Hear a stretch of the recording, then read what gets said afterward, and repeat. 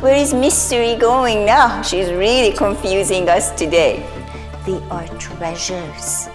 Yes, each one of us are treasures. They think it's fallacy, it's heresy. We know the fossil records show that the Earth is a lot older than 6,000 years. Evolution, creation. What's the fuss about?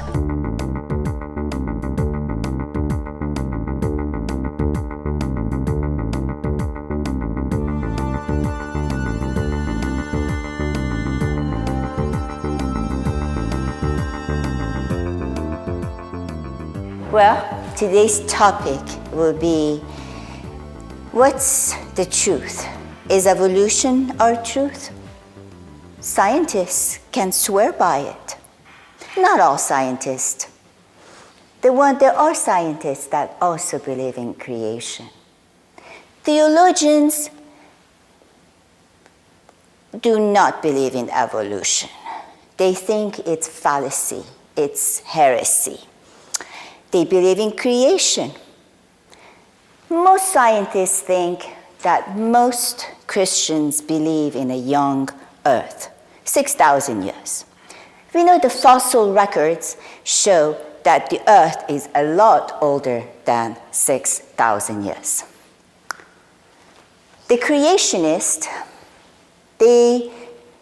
for instance, when I went to seminary, I didn't have to take any science classes.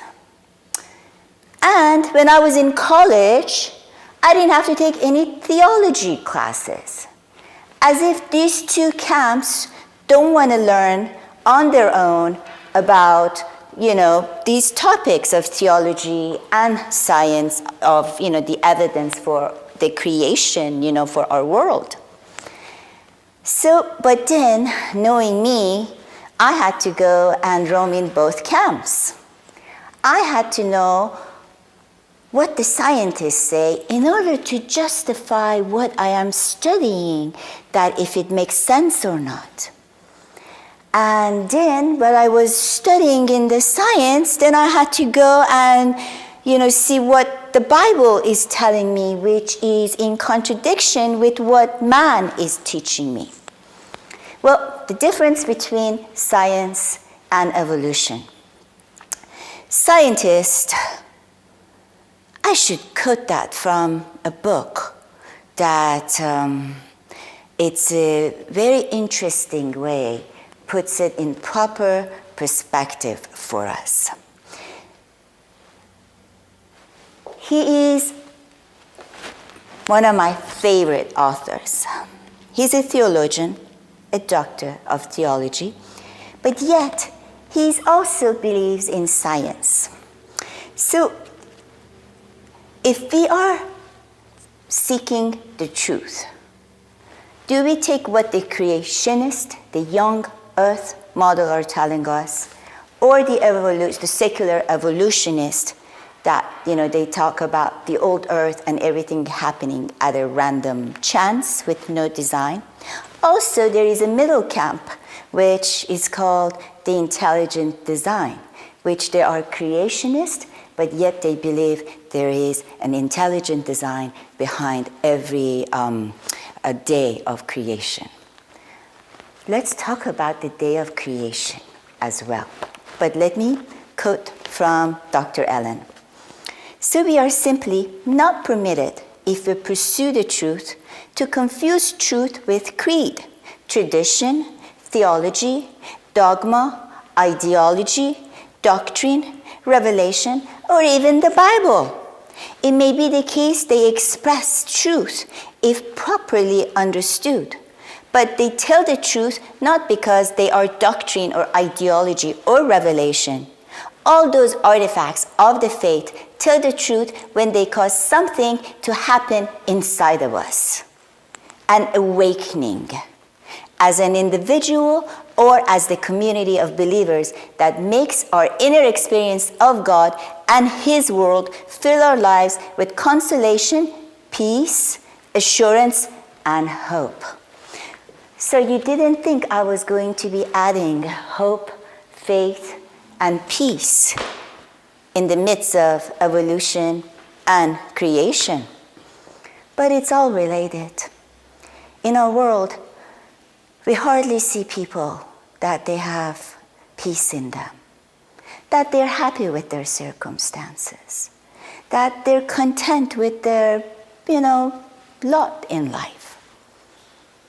So, how is evolution, the idea of evolution and creation, going to bring us into that truth? Where is mystery going now? She's really confusing us today. But that is the key. The key to understanding our world is it's perfect what the scientific world's doing. They are analyzing it, rationalizing it. They are, figuring out, how everything works, how everything began. The astronomers have many ways of systems of, measuring the distances, of the planets and the stars and the galaxies, so physicists have the same measures that they measure the depths of the earth to see the, fossils, age and all that. And the theologians are trying to understand this supreme being, that he has this message of eternity for us temporal beings that we are to get. So the only way that we can get this whole truth is by combining all this knowledge. If God created all things, I am sure he's the biggest, the most highest scientist has ever been and existed, not just on the face of the earth, in all of the universe. Book of Genesis talks about the days of creation. And this has been the battleground between the evolutionist and the creationist. In English, the day is understood as 24 hours. But in Hebrew, the word is yom. Yom means an arrow, hot, aeon. And in the Bible, the day that is used, that same word for the time of Jeremiah, for the time of Hezekiah. So, the Bible itself does not say it's 24-hour period. And actually, it wasn't until the fourth Yom day that God created the transparency of the universe to be visible to toward the earth. What do I mean by that? The sun and the moon and the planets were not created or were not visible until the fourth day. So until the fourth Yom, we couldn't even have 24-hour periods. Earth wasn't void anymore. It had life organisms. But yet, God brought forth the light in order for the next Yom, which was going to be the birth of our green world. Our forests, our plants, the seeds, and all things that makes life possible, beautiful, and it's our nourishment to the body.